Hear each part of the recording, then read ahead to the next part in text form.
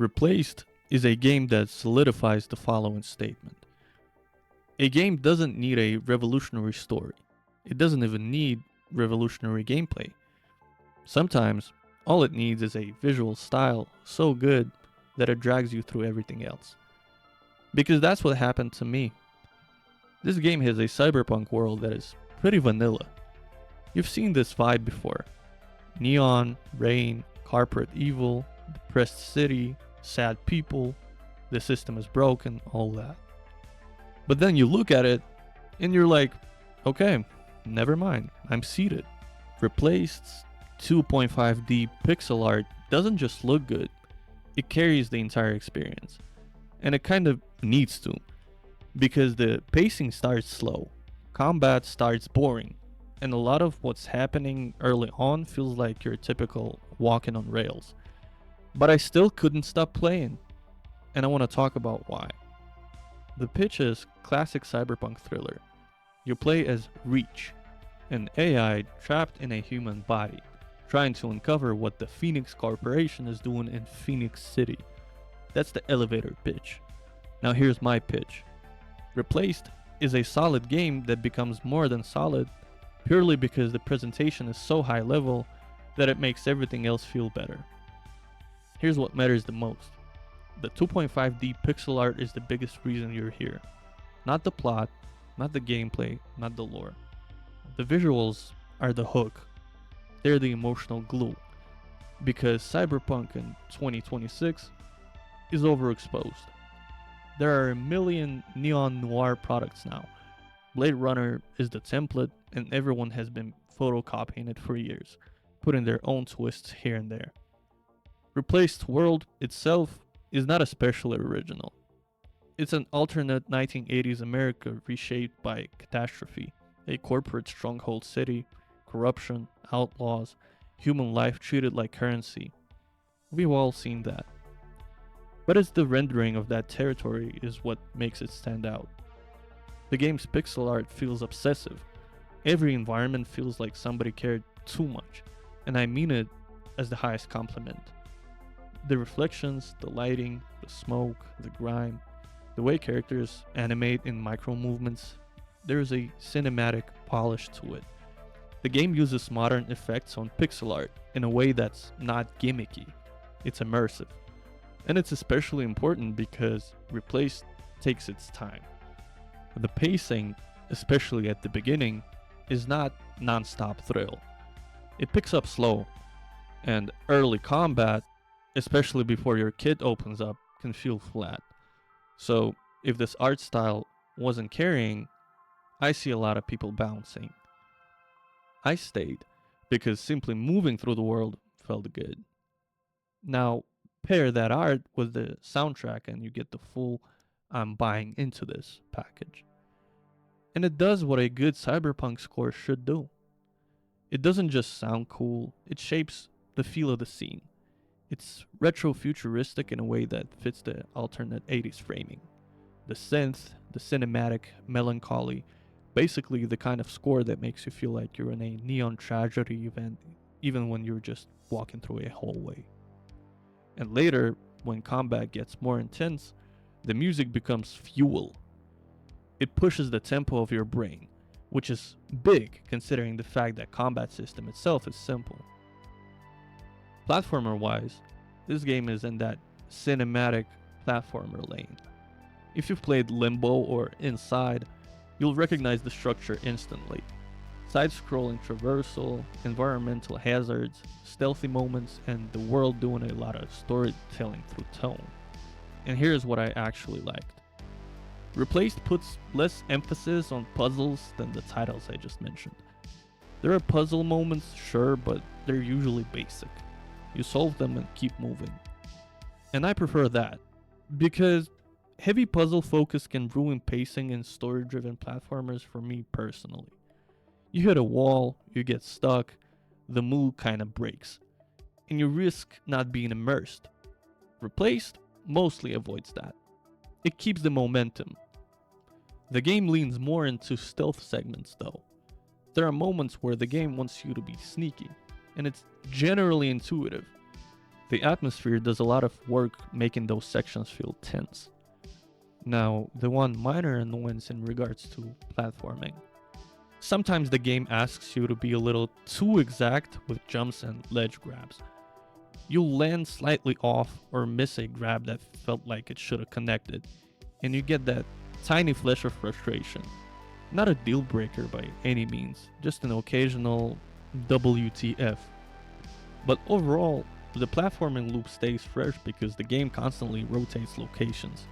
Districts, interiors, industrial zones, neon alleys. The visual variety keeps you moving forward even when the mechanics are simple.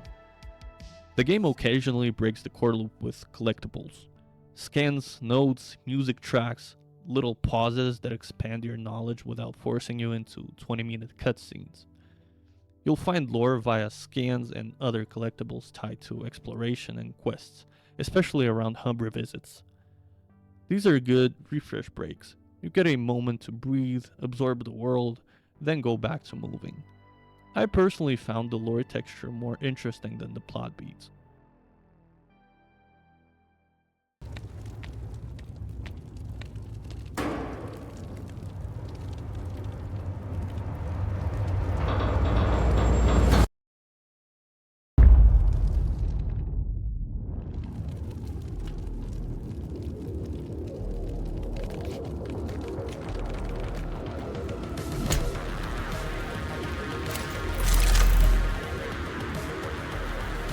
Okay, combat. Mechanically, this is not some deep combat system. At some point, you get your signature tool, a police issue gun that doubles as a baton. That's your main combat identity. And yeah, combat borrows from Arkham style free flow ideas. Counters, parries, dodges, attack rhythm, armor breaks. The core mechanic is simple.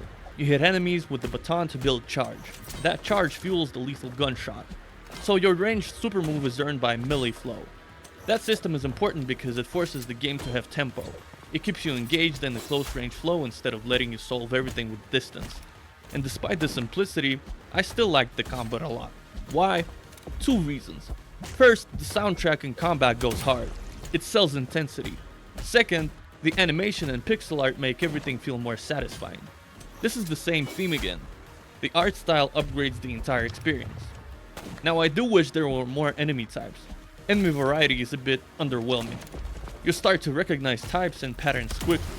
The game doesn't explode into a massive roster of threats. So the fun comes more from the flow, the audio, and the visuals than from tactical variety. And that's fine, because Replaced isn't trying to be a combat sandbox. Combat here is a pacing engine. It's meant to keep the momentum between stealth, traversal, and story beats.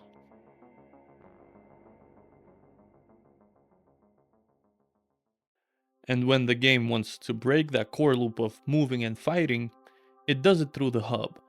Replaced has an area, or the station, where you return between missions, talk to characters, and pick up side tasks. This is where you meet and interact with the disposals, a group the game frames as your people on the ground, the ones living under the corporation's boot, surviving, trading favors, etc. The important thing, this hub exists to do three jobs: character texture, so the world doesn't feel empty; side quests to push the hub exploration; upgrades as a reward loop. And yes, most of those side quests are fetch. Go here, find this, bring it back. Not thrilling to say the least, but it works for two reasons. Again, it motivates you to explore the hub, and the rewards actually matter. Side missions reward meaningful upgrades like health or energy charge improvements, which makes them worth doing. Even if the quests are not amazing, I still wanted to do them because I wanted more time in the world and maybe get a little bit more lore. The main plot is not revolutionary. The beats can feel predictable. The characters feel like archetypes you've seen in another media. But the lore, the slow reveal of what Phoenix Corporation is doing, why the city is like this, what Reach actually is, that's more compelling. And the game's structure supports that. It drips context through environments, scans, hub conversations, and mission progression rather than relying on cutscenes too much. So the story is okay, but the world is interesting enough that you'll keep pulling the thread.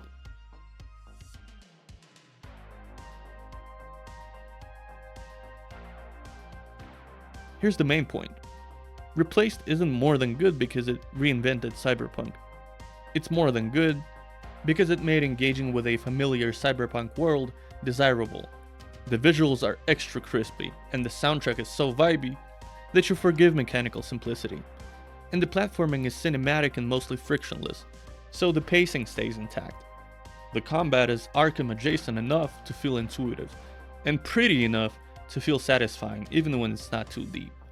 The hub quests are dull, but the world is strong enough that you want to live in it anyway. That's why the game works. It's not trying to be everything. It's trying to be a cinematic, stylish, story-driven action platformer that feels expensive to look at, and it succeeds. Replaced is solid across the board. Platforming is good, combat is simple but enjoyable, hub content is underwhelming mechanically but still worth engaging with because the world is so attractive. But the thing is that turns it from good into more than good is the art direction. The 2.5D pixel art is the main reason the game hits, because it makes everything you do feel cooler than it technically is. And in 2026, where cyberpunk is everywhere and originality is expensive, that's not a small achievement. If you're the kind of player who cares about vibe, atmosphere, and presentation, Replaced is a must play. If you need deep combat systems and huge enemy variety, you might feel underfed. But if you want a cyberpunk platformer that looks like someone polished every frame with care, then yeah, this is it.